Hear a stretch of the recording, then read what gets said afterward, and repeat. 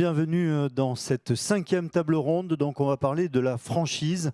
Et c'est vrai qu'entreprendre en franchise, alors ce n'est pas forcément une assurance tout risque, mais c'est la possibilité quand même de réduire fortement les risques, puisque nous avons des statistiques qui sont, qui sont très claires. 90% des franchisés réussissent au bout de 5 ans.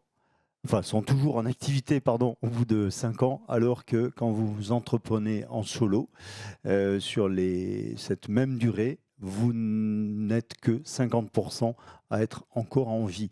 Donc, on voit que la franchise amène de la réassurance, amène un plus.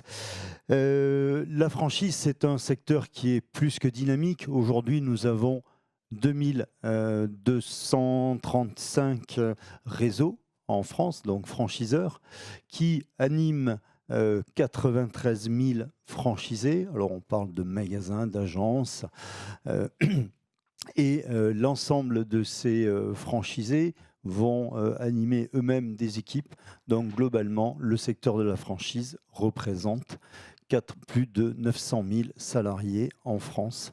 Donc c'est un secteur qui est dynamique, qui se porte bien, qui est en croissance. Nous avons autour de la table donc des personnes qui sont présentes physiquement. Nous avons Mathieu, nous avons Alexandre, Jérémy, nous avons Florian et nous avons à distance Rosemary et Laurent Cruche. On va peut-être passer les voilà. Eh bien, comme on les voit à distance, allez, Rosemary, tu te présentes en 90 minutes, ce que tu fais. En 90 secondes, pardon. Ouh là là. Moi, je vais y aller, du coup, on va revenir après.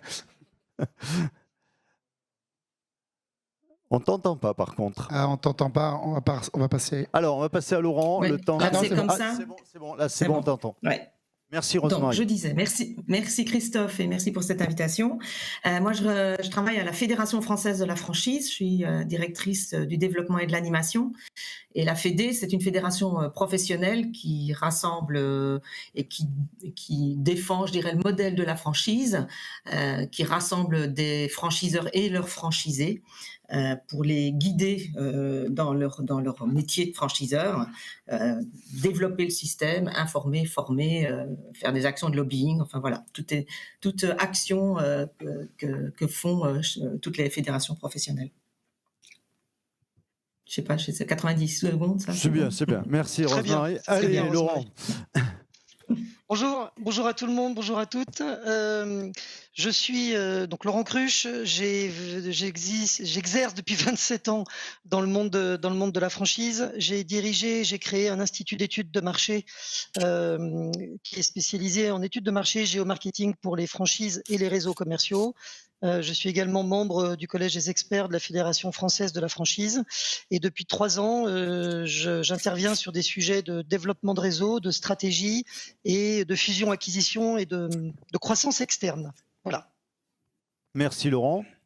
Allez, on enchaîne. Mathieu, tu nous fais une présentation très brève de qui tu es.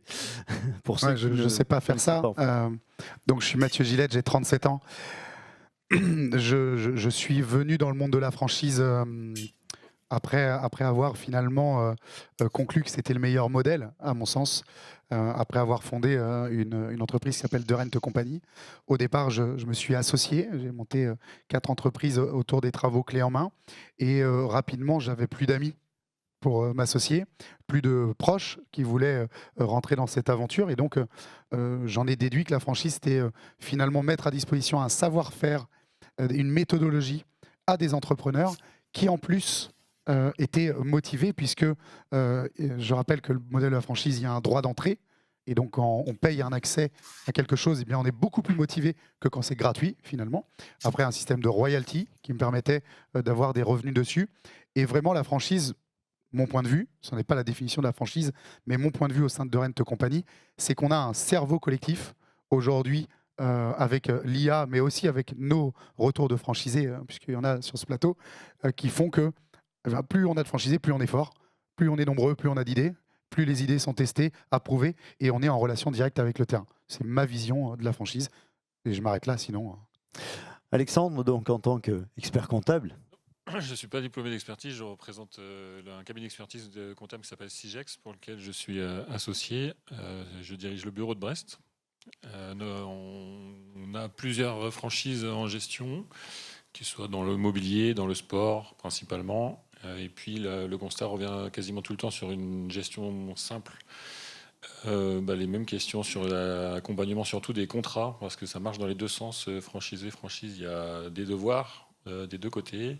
Et donc c'est surtout cet accompagnement-là sur les obligations de chacun, bien analyser les coûts d'entrée, les coûts de la vie, de la structure sur les sorties aussi des contrats qui peuvent arriver aussi. Donc voilà, on a plus cette vision générale d'accompagnement à long terme plutôt que de la gestion classique.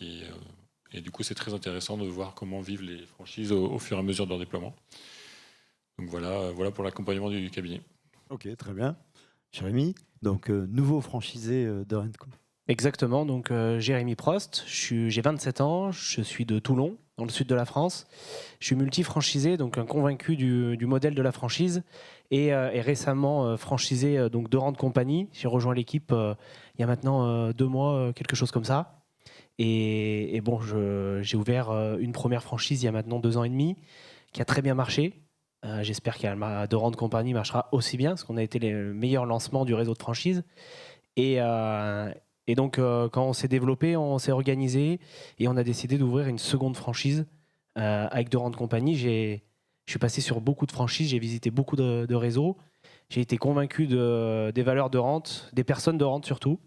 Et donc, aujourd'hui, on a ouvert sur Toulon et l'activité commence presque à porter ses fruits aujourd'hui. Voilà. Au bout de 2 mois.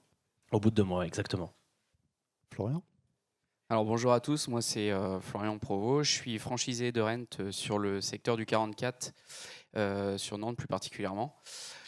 J'ai 30 ans, j'ai une formation dans la menuiserie, dans le bâtiment.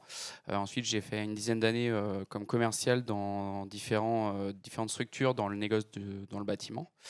Et je suis arrivé sur Nantes il y a quelques années en ayant toujours l'idée de vouloir créer mon entreprise, mais n'ayant personne autour de moi dans ce domaine, je cherchais un réseau qui puisse m'accompagner avec des outils, mais aussi des personnes. Donc ce que j'ai trouvé aujourd'hui avec de Rent Compagnie.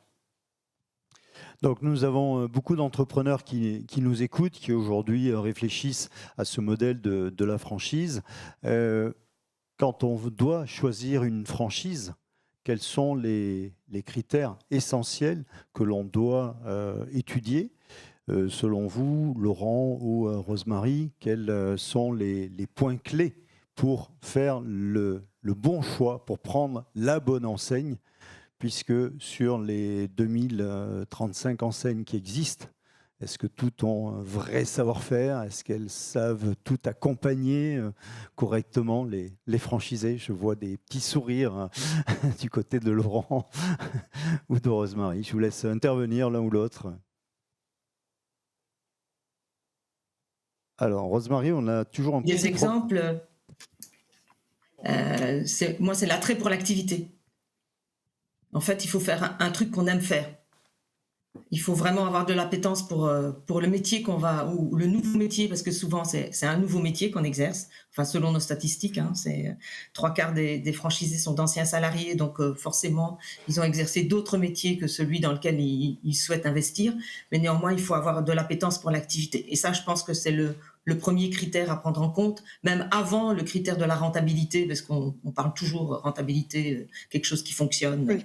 L'idéal, ce serait quelque chose qui fonctionne, qui coûte pas cher et qui rapporte gros. Mais ça n'existe pas. Sinon, je serais franchisé aussi, comme tout le monde, de ce fameux réseau. Donc voilà. Après, Laurent peut compléter, mais allez, pour moi, le point essentiel, c'est ça. Donc l'appétence pour le là où on secteur. va être d'accord avec. Oui, je ne sais pas ce que les franchisés sur le plateau pensent de ce que vient de dire Rosemary. C'est certain que l'appétence est un point important. Et je vais rajouter le fait de se dire que quand on fait le tour du salon de la franchise, par exemple de Franchise Expo Paris ou d'autres salons qui promeuvent la franchise, il faut y aller sans idée préconçue. Évidemment, elle est là où on se dit tiens, j'aime bien faire des travaux, j'aime bien faire de la coiffure, j'aime bien faire du service, j'aime bien vendre du savon, j'ai envie de tenir un restaurant. Ça, c'est essentiel pour découvrir la franchise. Mais il faut aller aussi à la rencontre des franchiseurs. Parce que derrière le métier, il y a l'équipe avec laquelle on va développer son activité. Et on trouve des franchisés. Alors, il y a des secteurs qui sont très préconçus. On pense que le travaux public est plutôt pour les hommes. Et puis, bon. Et en fait, quand vous regardez un peu de près, vous vous rendez. Non, mais c'est caricatural, mais vous vous rendez compte qu'on trouve des profils qui, à la base, ne sont pas directement destinés pour le secteur d'activité qui était prévu. Donc, l'organisation derrière, c'est-à-dire le franchiseur, me paraît un point aussi à mettre exactement à peu près au même niveau avec l'appétence du métier. Y aller sans idée préconçue. Ouais, se laisser surprendre, en fait, aussi. Je dis aimer l'activité, mais tu as raison, Laurent, au Salon de la franchise, il y a tellement il y a 500 réseaux différents, et on peut aussi, au détour d'une allée, se laisser surprendre par un concept ou une activité qu'on n'avait pas ciblée, parfois même qu'on ne savait même pas qu'elle existait, parce que c'est quelque chose auquel on n'avait pas pensé. Exactement. Et ça peut être sympa aussi, effectivement. Donc, et puis après, on va arriver sur des... Pardon. Non, vas-y, Christophe, je vous laisse... Donc l'entrepreneur doit avoir de l'appétence, doit sentir une adéquation avec les valeurs du franchiseur. Quel autre critère pouvez-vous mettre en place, essayer de jauger Rosemary l'a dit, on n'a pas forcément, en tant que futur franchisé, une expérience significative dans le secteur. Donc la formation est un point clé. On a des enseignes qui se limitent à une formation de 3 jours et d'autres qui font des formations qui durent 4 à 5 semaines. Quel est votre avis là-dessus, sur la formation ? Alors c'est vrai que je crois que c'est Mathieu a parlé de savoir-faire. Ça, je dirais, c'est le mot-clé, c'est la base même de la franchise, c'est le transfert, l'identification et le transfert du savoir-faire. Et ce savoir-faire, il est transmis par de la formation, comme tu le dis, Christophe, formation initiale au départ. Donc ça, c'est avant de lancer son activité. Et bien sûr, on peut, alors il y a d'autres manières de le faire, mais on peut, d'une certaine manière, commencer à mesurer la qualité ou la quantité de savoir-faire par rapport à la durée de la formation. C'est évident que si on vous dit 3 jours de formation, c'est peut-être qu'il n'y a pas grand-chose à apprendre et que finalement, c'est peut-être pas le bon réseau dans lequel investir parce que, bon, voilà, un savoir-faire qui peut être résumé en 3 jours, c'est quand même assez pauvre. Maintenant, voilà, la durée de la formation, ça peut être un critère intéressant et puis de savoir quel est le contenu de cette formation, comment elle se passe, quelle forme elle prend. C'est important à jauger, effectivement. Oui. Le monsieur qui représente les experts comptables, ou à côté de Mathieu, indiquait qu'il y avait un contrat en fait. Oui, pardon, excusez-moi, j'avais un doute sur le prénom, mais c'était pour vous identifier. Vous avez parlé de devoir en parlant des contrats. Effectivement, c'est un système. La franchise est encadrée par un système contractuel qui est un système à durée déterminée. C'est-à-dire que vous signez un contrat qui va durer 5 ans, 7 ans, 9 ans, 20 ans c'est souvent lié au montant d'investissement initial que vous faites quand vous vous engagez, quand vous ouvrez votre activité. Et dans ce contrat, qui est un élément qu'on vous transmet avant que vous rentriez dans le réseau, avant que vous vous engagiez définitivement, avant de le signer en fait, vous avez la possibilité d'apprécier, grâce au contrat et grâce à un document qui s'appelle un DIP, un document d'information précontractuelle, la façon dont vous allez vivre avec le réseau. Et c'est-à-dire, ça c'est un élément important, c'est crucial, ça fait partie des questions essentielles à poser à son franchiseur, qui sont, qu'est-ce que tu m'apportes ?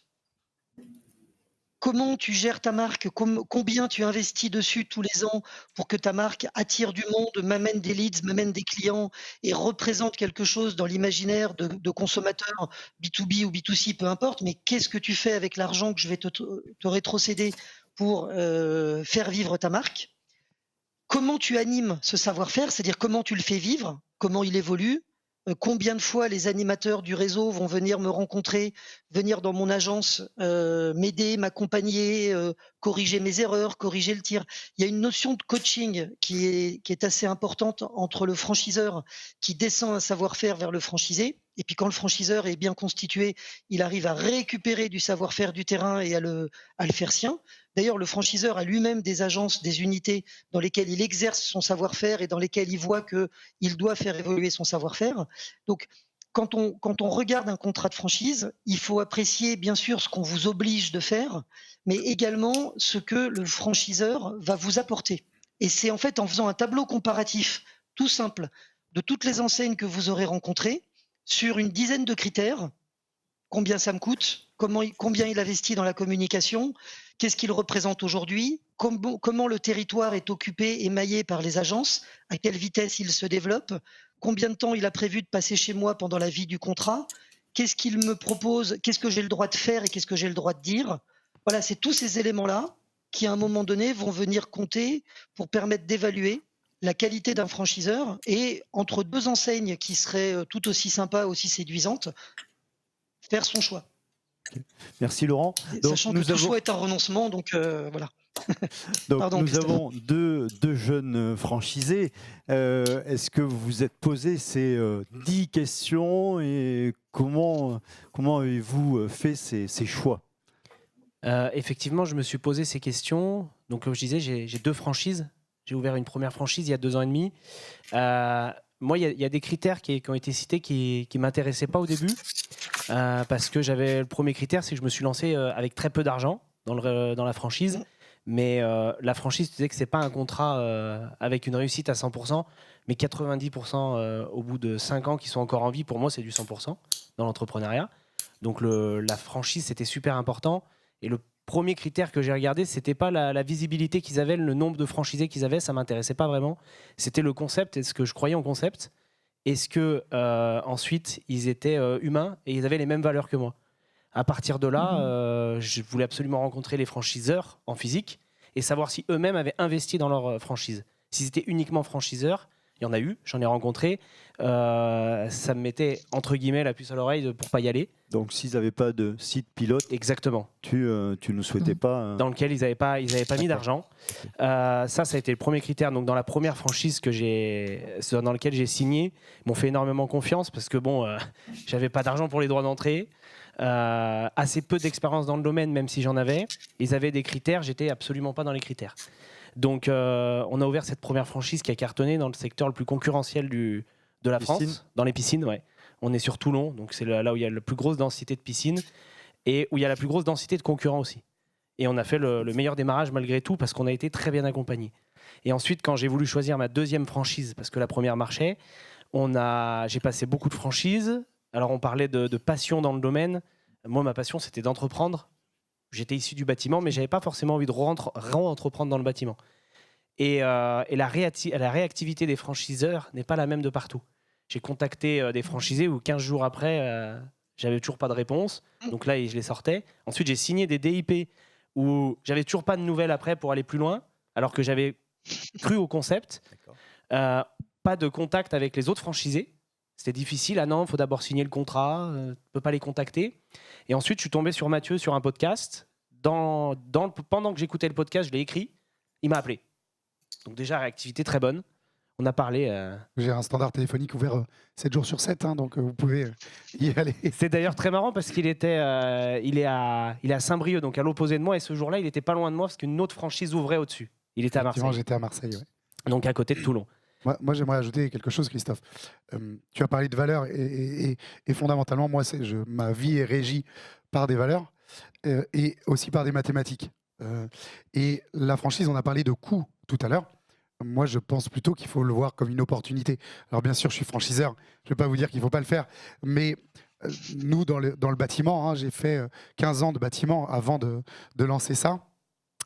Le logiciel qu'on a créé en interne fait des préchiffrages en 15 minutes. Il y a 5 ans, il me fallait 3 heures. Donc, quand on apporte un savoir-faire qui fait gagner du temps, le royalty est changé s'il crée un chiffre d'affaires supérieur. Aujourd'hui, on a un chiffre supérieur. On est déjà dans l'année 2. Ça va parler au prévisionnel des experts comptables. On a 1 an d'avance sur les chiffres qu'on avait donnés, puisque en tant que franchiseur, on donne des chiffres et on est attaquable sur les chiffres. Donc évidemment, on voit toujours des chiffres un peu bas. Et surtout, je parle en temps. Moi, je considère que le logiciel que nous avons créé et qu'on continue à développer, c'est bon an, mal an, 300 000 € qui ont été injectés en 4 ans. Et c'est des heures de gagner par jour pour travailler plus, profiter de sa famille, pouvoir avoir une charge mentale moins forte. Et on applique ça puisque on est succursaliste en premier lieu. Moi, j'ai une succursale, je travaille toujours sur Saint-Brieuc et je reste proche du terrain parce que pour vous connaître, il faut connaître les mêmes problématiques que le franchisé plutôt que d'être dans la théorie comme un professeur d'école qui vous dirait moi, on m'a dit qu'il faut faire comme ça, mais est-ce que tu l'as fait? Ah non, moi, je n'ai pas le temps de le faire. Alexandre, sur le plan comptable, quelles sont les erreurs les grands classiques que vont réaliser les franchisés? Alors, au départ, il y a souvent une mauvaise appréciation du budget, de sa capacité de financement et puis des coûts de ce fameux contrat. On parlait de formation, elle est essentielle. Certains, c'est compris dans leur redevance, d'autres, c'est des coûts en plus qui peuvent revenir aussi tous les ans. Enfin, la période peut changer, mais ça peut être fréquent. Donc, c'est souvent mal évalué, cette partie-là. Mathieu parlait de développement d'outils. C'est pareil, quand vous signez avec une franchise, il y a une erreur qui est faite. Alors, l'adéquation pour un métier, elle est pas forcément à 100%, mais certains vont vouloir adapter le concept auquel ils ont signé et s'éloignent trop de ce pourquoi ils payent. Et généralement, c'est ceux qui ne réussissent pas.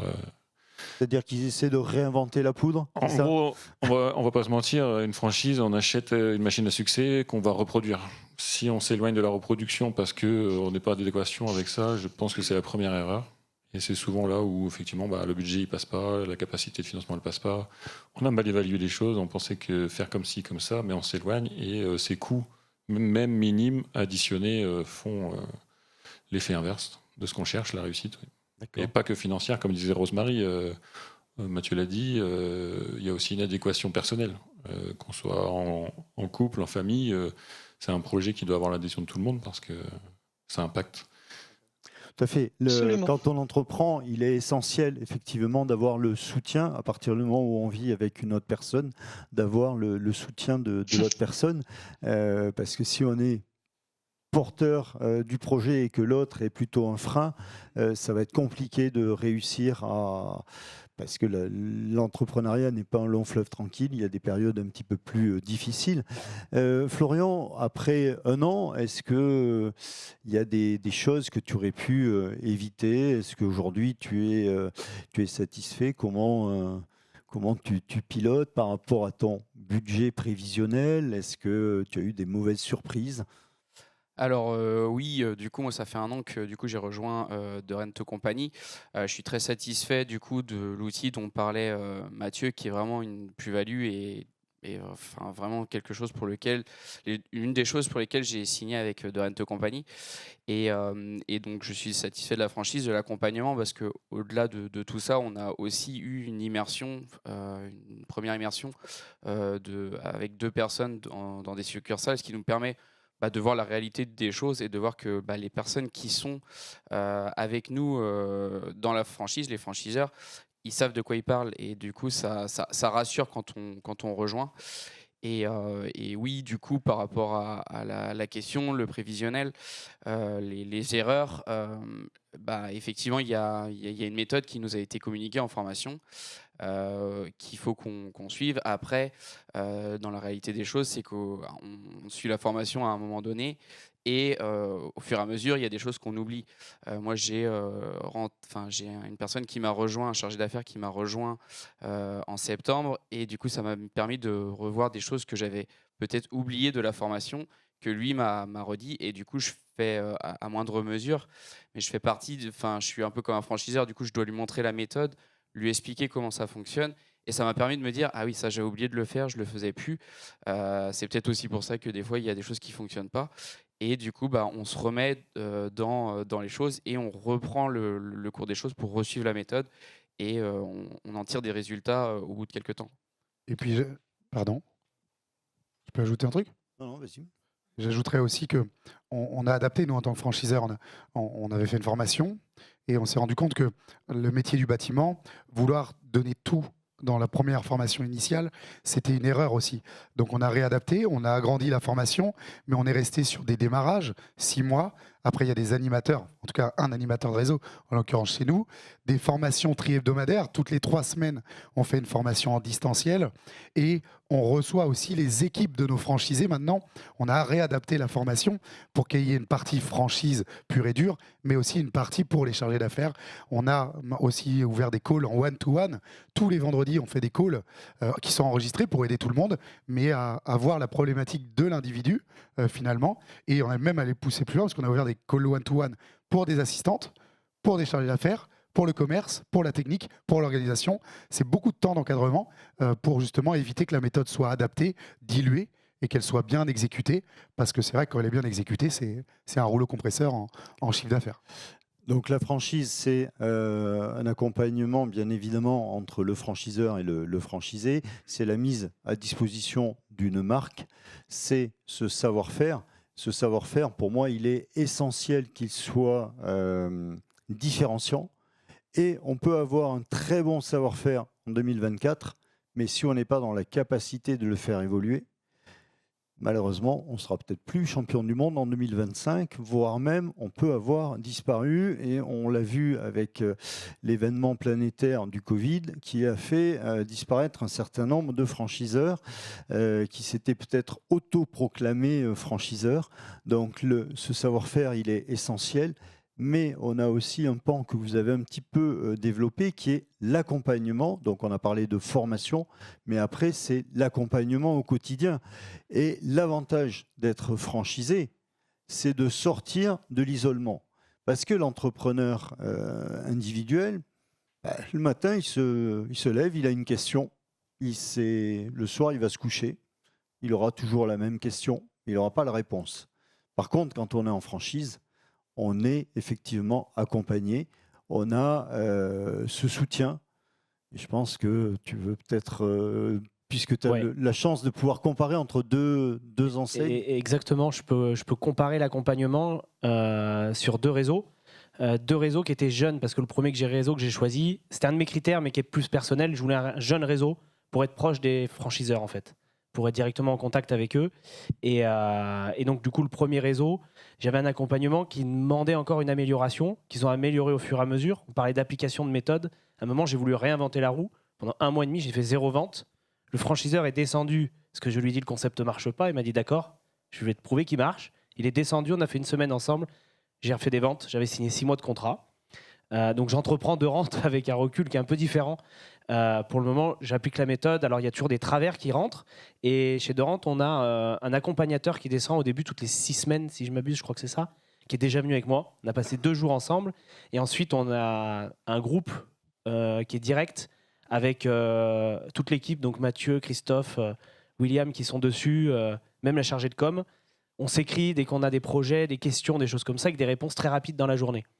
Et ça a été une clé de changement pour moi sur la partie prise en main de franchise. Très bien. Donc sur cet accompagnement, est-ce que vous voulez compléter, Rosemary, Laurent ?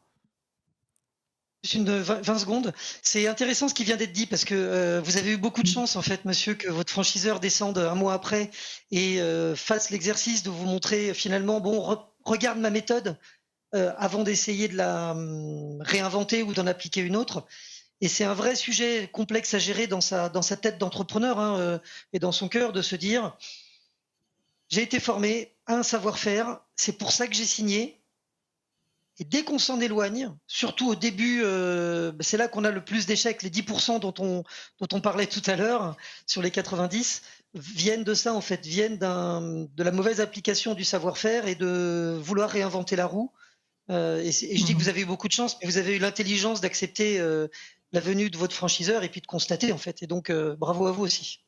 L'avantage d'être en franchise, c'est aussi de dire qu'on est... si on ne réussit pas alors que dans toutes les autres régions de France, les autres réussissent, c'est que le problème vient sûrement de nous. Oui, mais c'est vrai qu'en en tant que, parce que aujourd'hui je cumule un certain nombre de casquettes, hein, pour ceux qui me connaissent, je suis franchiseur, je suis franchisé et j'ai une société de conseil en franchise. Et combien de fois on entend oui, mais chez moi c'est différent. Et ça, c'est le grand classique. Parce qu'on est soi-disant sur un secteur complètement différent. Et j'ai un exemple sur Doren Company qui est tout à fait intéressant. On a créé un secteur sur lequel les 3 associés se sont posés énormément de questions. Le secteur était globalement 2,5 fois plus petit qu'un secteur normal. Est-ce qu'il y aura le potentiel d'eux ? Aujourd'hui, les franchisés qui sont sur ce secteur viennent de gagner le trophée du meilleur démarrage. Voilà, donc c'est de l'accompagnement, c'est de l'aide en permanence. Rosemarie, tu voulais compléter, intervenir ? Non, je voulais juste, compléter ce qu'on a déjà dit. C'est vrai que parmi les critères, on parlait tout à l'heure comment choisir son franchiseur, poser des questions sur l'accompagnement, le nombre d'animateurs de réseau, la fréquence du passage de ces animateurs, que ce soit en physique ou par des conversations sur WhatsApp. Voilà. C'est hyper important de vérifier ça parce que on signe pour ça, on paye pour avoir un accompagnement. Ça fait partie des 3 piliers de la franchise puisque vous les connaissez. Le premier, c'est la marque, le deuxième, c'est le savoir-faire et le troisième, c'est l'accompagnement. Ceci étant, on n'a pas encore soulevé ça, mais le franchisé est bien un entrepreneur indépendant. Donc, on a coutume aussi de dire c'est de l'accompagnement, mais c'est pas de l'assistanat. C'est de l'assistance, mais pas de l'assistanat. Donc, c'est quand même le franchisé qui prend son sort en main, qui gère son entreprise dans le respect du concept, parce que c'est pour ça qu'il signe. Et ça me permet de faire une digression par rapport à l'un des franchisés, je crois que c'est Florian, qui disait qu'il avait fait des journées d'immersion. Ça, c'est aussi une très bonne chose à faire et à demander si ça n'est pas proposé par votre franchiseur ou votre futur franchiseur. C'est de demander de passer du temps, 1 journée, 2 jours, en immersion chez un franchisé, idéalement, ou dans une succursale, pour voir le métier de l'intérieur, pour ne pas rester sur une image extérieure de ce que vous pensez être le job, et puis même non, d'y aller et de passer du temps, de voir la face un peu cachée, pour être bien sûr que vous faites le bon choix et que l'activité vous plaise. Donc tout ça, c'est aussi des choses à vérifier et bien sûr rencontrer des franchisés avant de se décider parce que c'est eux qui sont les meilleurs ambassadeurs. Et généralement, il n'y a pas trop de langue de bois. S'il y a des choses qui ne vont pas, ils ne vont pas hésiter à vous les dire et ça va compléter un peu le tableau et la liste des choses à vérifier. Si je peux me permettre, Rosemarie, par rapport à la rencontre des franchisés, moi, le franchiseur qui dit tu peux aller voir Pierre ou Paul, mais pas d'autres personnes. Mais pas Jean. Ça, mais pas Jean, tout à fait. Ça, je suis vraiment vent debout par rapport à cette position. Le franchisé, il a, dans le cadre du DIP, il a une liste des franchisés qui sont en place. Il va rencontrer qui il veut. Et l'argument donné par certains franchiseurs, oui, mais tu comprends, demain tu seras franchisé et tu n'auras pas forcément envie, alors que tu es en phase de démarrage, d'avoir X personnes qui te sollicitent. Et donc, du coup, on a plutôt sélectionné 1 ou 2 personnes qui sont là pour vendre la bonne parole. Moi, je dis les meilleurs vecteurs de la franchise, les meilleurs ambassadeurs, ce sont les franchisés. Et si on a un concept qui est pertinent, eh bien effectivement, les franchisés vont être heureux. Et quand on a des franchisés heureux, on n'a pas besoin de choisir Pierre, Paul ou Jacques. C'est chacun qui va l'exprimer avec ses mots, avec sa passion. C'est juste, Christophe. D'ailleurs, il vaut mieux qu'un franchisé rentre en ayant entendu des points négatifs, qu'il ait fait son choix, sa balance entre le fait que malgré ce qu'il a entendu, il a toujours envie de continuer avec le réseau. C'est important de dire que la franchise sécurise l'entrepreneuriat, mais le fait que le franchisé soit indépendant, fasse ses propres choix et gère son entreprise et décide s'il se lève tous les matins à telle heure et s'il est là le week-end et s'il travaille ou pas, c'est à sa propre, c'est entre guillemets à sa propre appréciation. Donc il va être indépendant. Et c'est vrai que c'est une situation paradoxale entre je suis sous contrat, sous concept que je dois appliquer et en même temps je suis indépendant. Donc il faut que les personnalités des franchisés permettent de vivre dans ces deux univers. Et il faut vraiment mieux un franchisé qui a fait le tour un candidat qui a fait le tour de beaucoup de franchisés, qui a entendu qu'il y avait des choses qui allaient bien, des choses qui allaient moins bien, ou qu'avant c'était moins bien, maintenant que ça a progressé. Bon, voilà, et qui fera son choix de manière la plus éclairée possible, plutôt que quelqu'un qui a vécu un rêve éveillé où on lui disait que tout était facile, que tout allait tourner, qu'il allait devenir très riche, et puis qu'une fois qu'il rentre chez lui et qu'il est confronté aux réalités du marché, comme monsieur dans son premier mois d'exploitation, se rend compte que c'est pas exactement la jolie histoire qu'on lui a racontée. Donc il vaut mieux savoir qu'il y a des moments difficiles. Tout à fait. Je crois qu'il y a un mot qui revient, c'est la transparence. Et un franchiseur qui est pleinement transparent, qui a plutôt, moi j'ai une expression de dire, il faut qu'on vende la mariée plutôt avec une robe grise, des trous et des taches, plutôt que de dire c'est fabuleux, vous allez faire X milliers d'euros. Et au final, on a des franchisés qui sont plutôt en décalage. Dans le cas de Rennes, c'est vrai que on vend la mariée tellement avec une robe grise et noire que le décalage, là, il est significatif, mais dans l'autre sens, puisque les chiffres d'affaires annoncés en première année sont des chiffres réalisés. Pardon, les chiffres d'affaires annoncés en deuxième année sont les chiffres d'affaires qu'ils réalisent dès la première année. Donc on a délibérément noirci les choses pour que derrière il n'y ait pas de mauvaise surprise et qu'on ait un réseau de franchisés heureux. Ça, je crois que c'est essentiel. Donc parce que je crois que le temps tourne, si on essaie de résumer un petit peu, alors je vais m'adresser à un franchiseur. Alors moi justement, j'allais résumer. On sort de séminaire, on a fait 2 jours de séminaire. On a montré les chiffres. Nous, on est dans les travaux clés en main pour l'investissement locatif. Et donc, nous sommes en corrélation avec le marché du bâtiment et le marché de l'immobilier, qui fonctionne très bien en ce moment, puisque les chiffres sont édifiants. On divise par 2 quasiment les transactions immobilières en France, avec une baisse de près de 8% du marché. Donc, on passe d'1 500 000 à pas loin de 750 000 ventes, et le ratio des investisseurs est passé de 50 à 30%, ce qui fait une diminution de presque 3 notre quantité ou notre disponibilité. Et pourtant, après vous avoir dit tout ça, qui est rassurant, on multiplie par 2 le chiffre d'affaires chaque année, 300, 700, 1, 4, 5, puis après 10 et maintenant 20 millions de prévisionnels.